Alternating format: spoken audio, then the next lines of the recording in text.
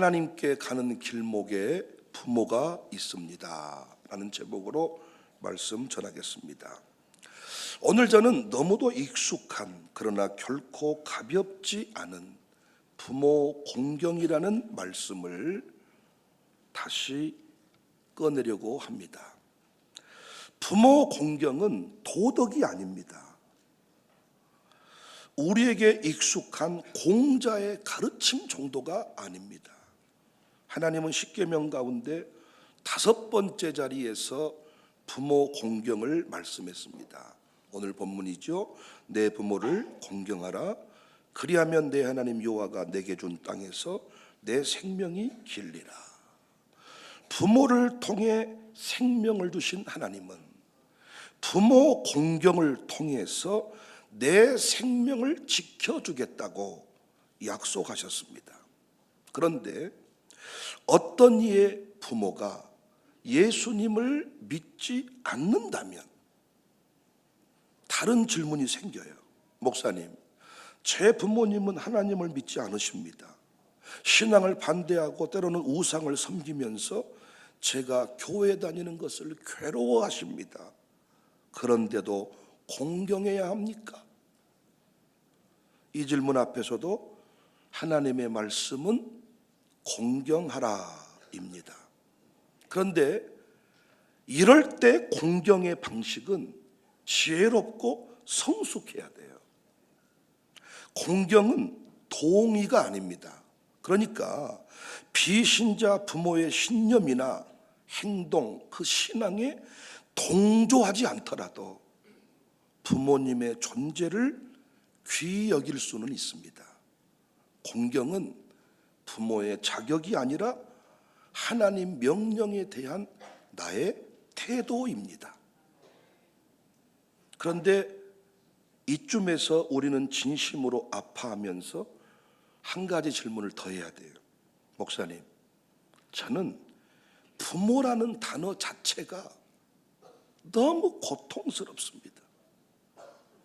부모님이 저를 버렸습니다. 부모님이 저를 폭력으로 괴롭혔고 무시했고 신앙은커녕 사람으로조차 대해주시지 않았습니다. 이런 부모를 공경하라는 말씀이 저를 너무 아프게 합니다.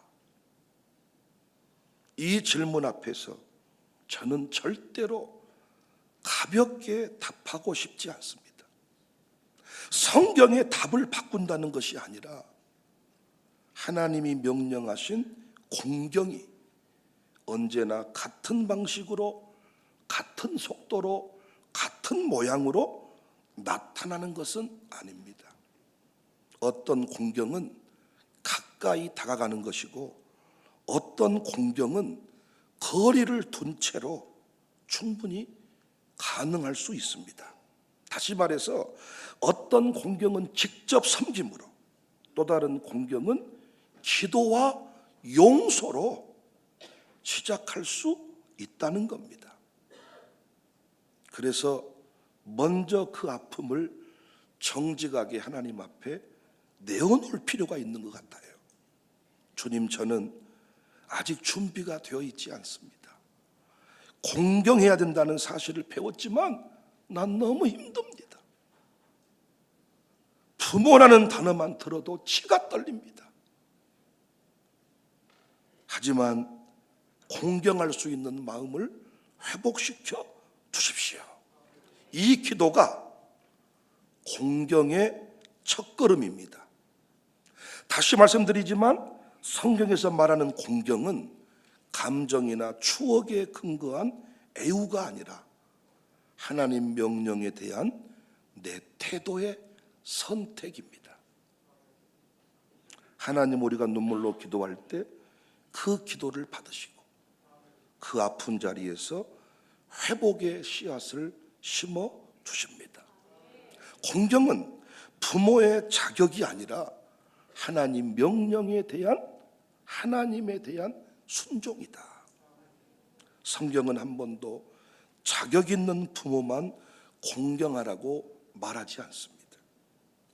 비신자든 신앙을 방해하든 심지어 고통을 주었던 그와의 관계를 지혜롭게 조율하면서 그 존재를 하나님 말씀 앞에서, 하나님 앞에서 기억하고 축복할 수 있는 태도를 가져야 합니다. 잠언 23장 22절에 너를 낳은 아비에게 청종하고 내 늙은 어미를 경히 여기지 말지니라. 여기서 청종과 경히 여기지 말라는 명령은 부모가 어떤 상태에 있는지를 조건으로 걸고 있지 않습니다. 늙은 어머니는 이 당시 사회적으로 쓸모없다고 여겨졌던 존재인데 하나님은 그 존재 자체를 귀히 여겨라 이렇게 말씀하십니다. 그런데 여기서 우리는 한 번 더 처음 질문으로 돌아갈 필요가 있어요. 부모에게 감사를 표현하는 것이 왜 하나님께 나아가는데 필요합니까? 부모 공경하는 것이 왜 신앙의 문제입니까? 왜 부모를 통해서 이 땅에서 생명을 보존하신다고까지 하시는 겁니까?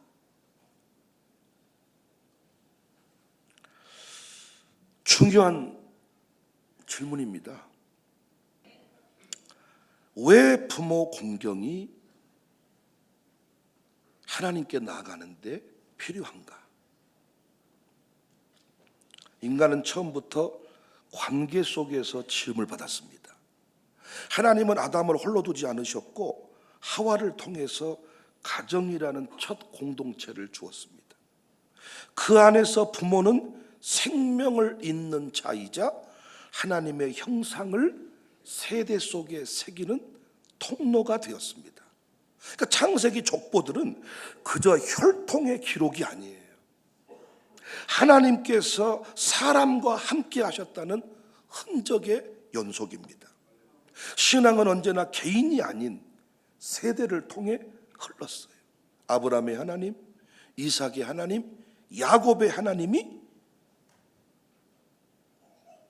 관계의 언어를 통해 자신을 계시하셨습니다. 아브라함의 하나님, 이삭의 하나님, 야곱의 하나님, 이렇게 관계를 통하여 자신을 계시하셨습니다.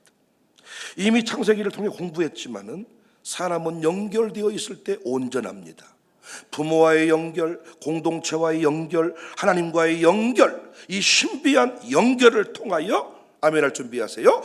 다스리고 정복하고 충만할 수가 있습니다. 저는 아침에 우리 장로님들하고 당회를 하면서 생각을 해봤어요. 우리 장로님들이 없다면 내가 지금 이 자리에 견딜 수 있었을까? 난 벌써 자빠졌습니다. 저는 우리 장로님과 연결되어 있을 때 다스리고 정복하고 충만할 수 있어요. 저는 우리 부모님, 백정석 목사님, 우리 장인 한기한 장로님, 우리 어머니 조심녀 사모님, 저의 장모 김경숙 전도사님, 양가 부모님하고 내가 연결되어 있지 않았다면 난 오늘 이 자리에 설 수 있었을까? 아니, 난 벌써 자빠졌을 거예요. 우리 양육사들하고 내가 연결되어 있지 않았다면 생각을 해봐. 생각을. 저는 장로교 목사 된 것이 얼마나 감사한지. 왜? 장로교 정치는 당회 정치. 뭐든지 당회원들과 함께 하도록. 할렐루야. 애국가도 함께 가고. 장로님들 아멘 하세요. 전부 치러 가도 같이 가고, 은행 가도 같이 가고, 여러분들이 하세요. 같이 가고, 담 넘어도 같이 넘고. 할렐루야. 얼마나 좋아요. 하지만 범죄한 인간은 이 모든 연결이 깨져버렸습니다. 이스라엘 백성도 애굽에서 430년 노예 생활을 하면서 그 신비한 연결이 다 끊겨버렸어요. 그래서 부모는 더 이상 말씀의 전달자가 아니었습니다. 아이들은 태어나자마자 벽돌 짓는 손이 되었고, 노인은 존경의 대상이 아니라 벽돌을 굽지 못하니까 쓸모없는 존재가 되어버린 거죠. 가정은 해체되었고 세대를 잇는 개념은 사라졌습니다. 왜 살아야 하는가라는 질문도 사치가 되었습니다. 매일 살아남는 것 자체가 전부였습니다. 오늘날에도 왜 일하는지도 모르고 새벽부터 열심히 일만 하는 사람, 나중에 전부 다 후회하더라고요. 눈 뜨자마자 벽돌을 구웠습니다. 노예는 내일이 없습니다. 기억도 없습니다. 이야기도 없습니다. 내가 누구의 아들인지, 내 아버지가 누군지, 하나님이 어떤 일을 하셨는지 말해줄 시간도, 말해줄 언어도, 말해줄 여유도 없습니다. 그래서 노예는 하나님을 믿기보다 바로를 두려워하면서 살아가야 했습니다. 하나님은 이 이스라엘 백성을 구원하시면서 말씀하십니다. 이제 너희는 내 백성이다. 그리고 내 백성답게 살아가려면 우상을 섬기지 말라 하시고 내 부모를 공경해라. 이 말씀은 다시 이렇게 해석할 수 있죠. 끊어진 세대의 고리를 다시 잇거라. 너를 낳고 너에게 신앙을 물려줄 그들을 다시 바라보거라. 하나님께 이르기 전 내가 너에게 생명 주기 위해 세운 부모 공경의 자리를 먼저 지나거라. 그래서 이스라엘 백성들은 광야에서 하나님께 나아가기 위해서는 부모를 다시 품어야 했고, 그 품 안에서 하나님의 말씀을 듣고 그 말씀대로 행할 때 형통의 길을 갈 수 있었습니다.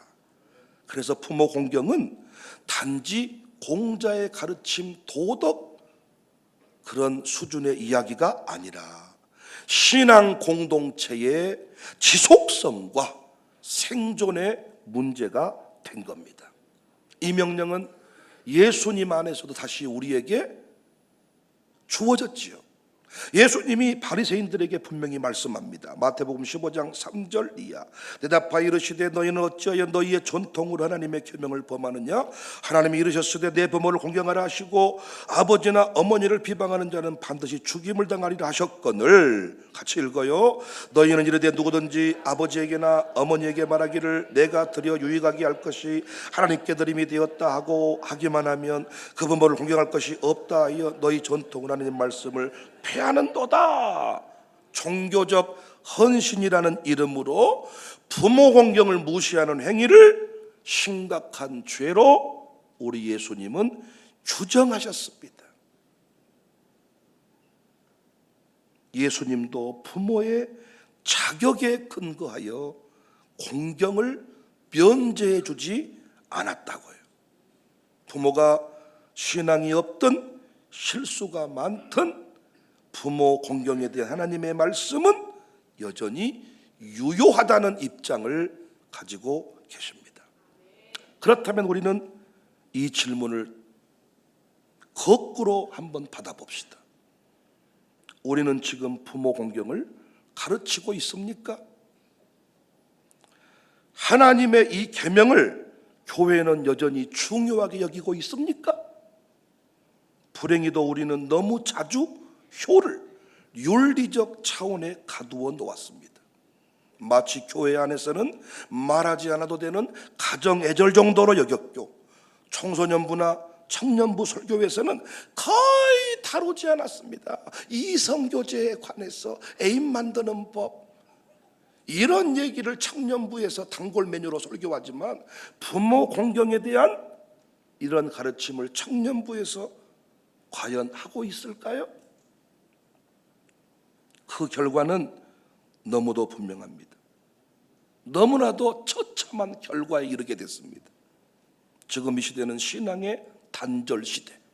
그래서 자녀들은요, 부모를 답답한 구시대, 꼰대로 여깁니다. 꼰대로. 그래서 여기 우리 가슴 3대가 함께 신앙생활 하는데요, 이 며느리, 이 잡것들이 이 시어머니 없는 교회로 갑시다 고셔가지고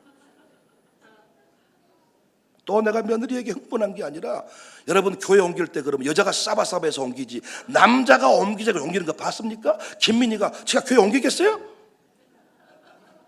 김만나가 옮겨야 김민희 따라가는 거지. 조창희가 제가 교회 옮기겠어요? 최원영이가 싸바싸바해야 가는 거지. 김하평이가 제가 교회 옮기겠어요? 이장기가 가만히 있어. 알았어. 가만히 있는 거지. 나는 가리라 해요? 여자 빠져있네. 꼰대로 여기는 거예요. 신앙의 관점에서 흘러가는 역사로 원리를 모르니까 시부모님을 매주 만나는 게 부담스럽다는 거예요. 친정 식구는 괜찮은데 시댁 식구랑은 힘들다는 거예요. 부모는 자녀를 이미 이해할 수 없는 세대로 받아들이고 가정 안에서 신앙이 흘러가지 못하는 침묵의 단절이 일어났습니다. 왜 그래요? 부모 공경을 성경의 원리를 따라 가르치지 않았기 때문입니다. 이걸 그냥 효라는 가정 애절 정도로 가둬둬 버리니까 오늘날 이렇게 단절 현상이 일어나는 겁니다.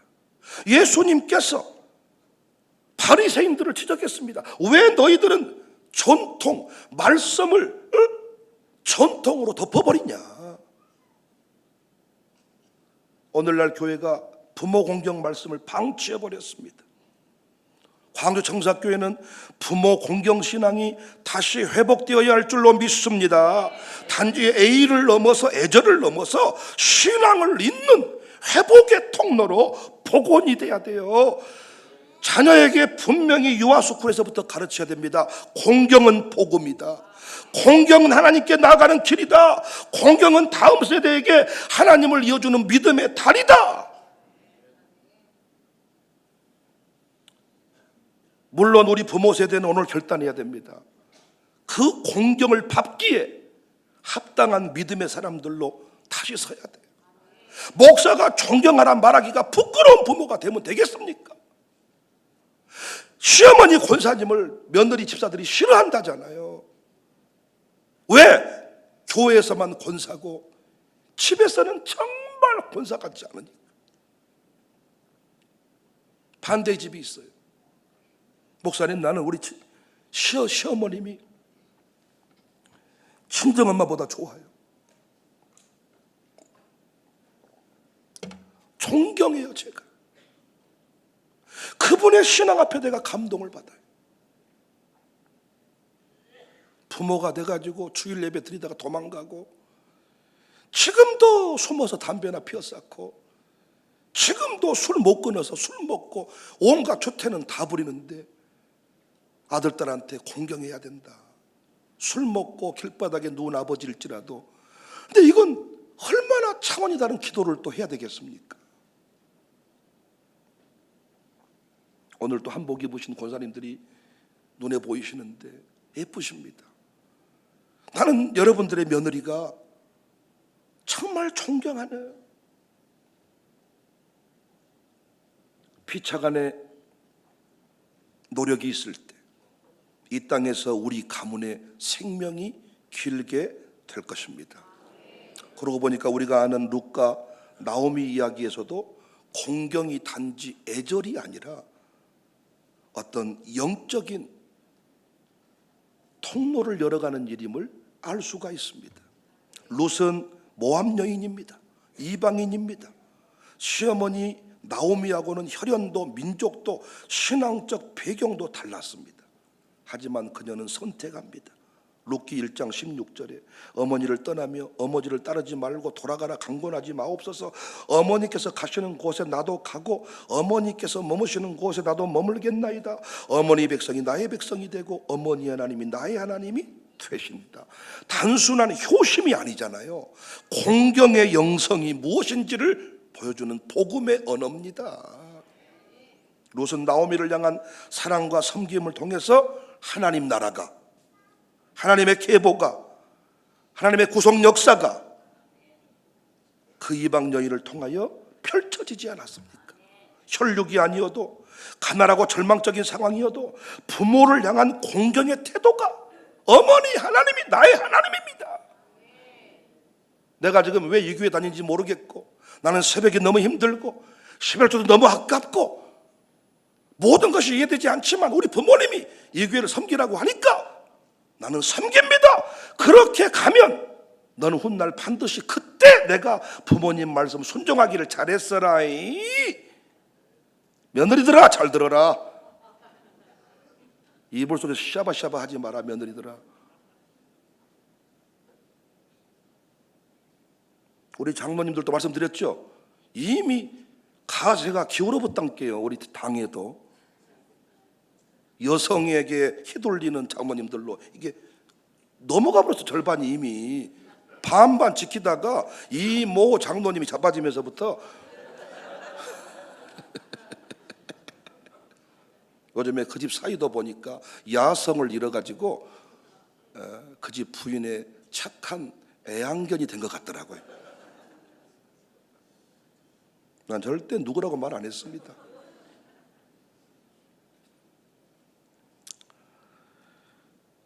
그냥 부모 공경. 제가 말씀드렸잖아요. 저희 아버지가 무서웠습니다. 그래서 저는 아버지를 공경했습니다. 무조건 주일날 내려와서 본교회 주일 성수해. 그렇게 내 마음은 통하지 않았지만 그 부모 공경을 믿고 따랐더니 공경 때문에 신앙생활을 했더니 오늘의 목사가 됐습니다. 제가 단순한 애절이 아니라 신앙이 흘러가는 통로를 여는 역사입니다. 여러분,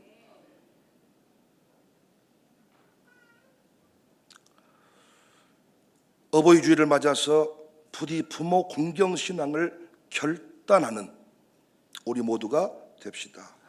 우리 부모들은 공경을 강요하는 사람이 아닌 하나님을 온전히 믿고 섬겨서 위대한 신앙 스토리를 품은 자가 돼서 자녀들이 믿고 따를 수 있는 복된 어른들 될 수 있기를 바랍니다.